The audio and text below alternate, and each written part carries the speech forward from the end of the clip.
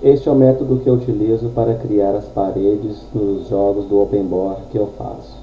Primeiramente, vamos entender o comando. Esse valor de x e y representa o local exato onde você quer que a parede comece a aparecer. Esse valor de 1 é a marcação do ponto superior esquerdo para você começar o desenho da parede. O 2 é o lado de baixo do lado esquerdo, 3 a parte superior do lado direito e 4 a parte de baixo do lado direito. Esse valor de 5 é aonde o personagem poderia caminhar caso ele consiga alcançar a altura da parede. Esse número 6 ele marca a altura da parede, ou seja, por aqui você vai definir se o personagem pode ou não subir na parede. Eu criei esse diagrama no Photoshop para poder facilitar o desenho e a marcação exata da parede que eu gostaria de criar para o meu jogo.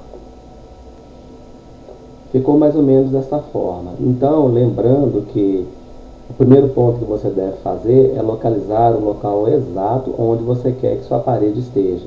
Aqui no desenho você pode ver que o diagrama em vermelho está um pouco maior do que a parede. Por quê?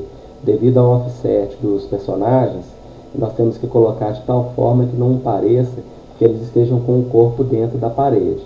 Isso aqui é apenas um exemplo, um pequeno exemplo.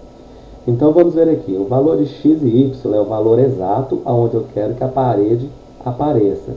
Se eu colocar o mouse aqui, bem na ponta da onde eu quero o local de x e y, observe que do lado direito aqui no Photoshop, o valor de x e y é mostrado ali, ó, 128.243, ou seja, o local exato da onde a parede vai aparecer. Então eu vou no arquivo txt, coloco o comando wall e marco 128.243, que é o local que eu quero que a parede apareça. Agora, eu tenho que determinar as coordenadas da parede. Essa maneira que eu faço, eu acho simples, porque você tem que esquecer o cenário. Você tem que trabalhar agora somente com o tamanho da sua parede. Nesse caso aqui, eu crio essa camada no Photoshop. Eu vou apagar a parede para ficar mais fácil para entender. Com esse gráfico, esse diagrama da parede, eu vou levar ele ao ponto inicial da minha fase, ou seja, o ponto zero do meu background, dessa forma aqui. Por quê? Eu tenho que colocar as coordenadas exatas do tamanho da parede em relação à própria parede, não ao cenário. Porque a localização de x e y é onde ela vai aparecer. Agora, eu tenho que fazer o tamanho dela. Nesse caso, eu levo o mouse até o ponto 1, verifico ali no valor de x, na coordenada ali do Photoshop, que ele me deu como 46. Então, eu vou lançar aqui 46. O ponto 2, ele está no início da fase. Então, nós podemos deduzir que o início da fase é o ponto 0. Então, ali vai ser 0. Se a sua parede estiver sempre nessa posição, geralmente o valor 2 vai ser sempre 0. Agora vamos ver o ponto 3. Nesse caso aqui, o ponto 3, ele está marcando 147. Então eu coloco 147. Vamos ver agora o ponto 4.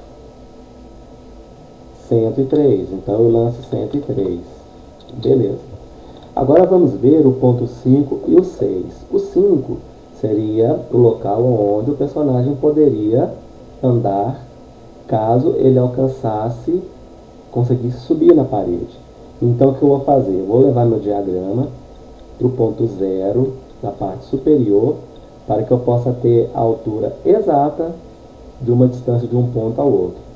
Nesse caso aqui eu vou usar o valor de y para me orientar pelo Photoshop.